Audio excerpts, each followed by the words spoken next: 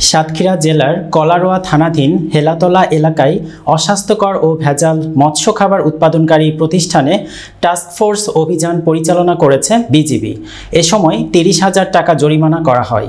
বিস্তারিত আব্দুল ওহাবের পাঠানো তথ্য ভিডিও চিত্রে।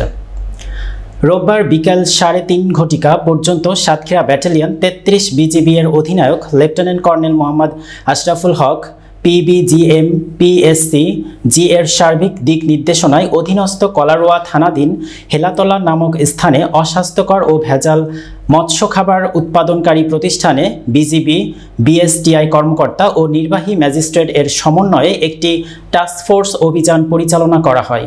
গোপন সংবাদের ভিত্তিতে জানা যায় যে বর্ণিত স্থানে কিছু অসাধু ব্যবসায়ী মানবদেহের ক্ষতিকর অস্বাস্থ্যকর পরিবেশে ও বিএসটিআই এর অনুমোদন ব্যতীত মৎস্য খাদ্য উৎপাদন করছে এমন তথ্যের ভিত্তিতে টাস্কফোর্স অভিযান পরিচালনা করা হয়।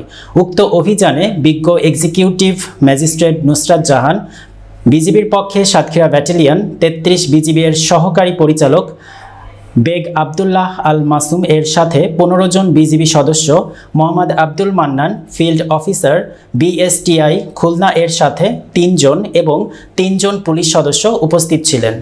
টাস্কফোর্স অভিযান পরিচালনাকালে খাদ্য ও খাদ্য সামগ্রী উৎপাদন আইন লঙ্ঘন করার দায়ে টাস্কফোর্স দল কর্তৃক একটি মৎস্য খাদ্য উৎপাদনকারী প্রতিষ্ঠানে বিএসটিআই আইন ২০১৮ এর ৩১ ধারা মোতাবেক মেসার্স ভাই ভাই ফিশ ফিড এর মালিক মোহাম্মদ তরিকুল ইসলামকে ৩০,০০০ টাকা জরিমানা করা হয়।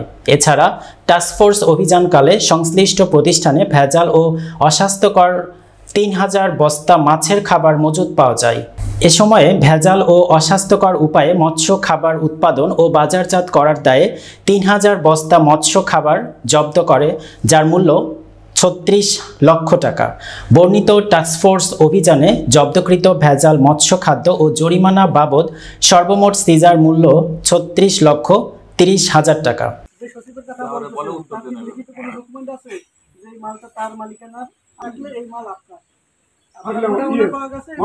আপনার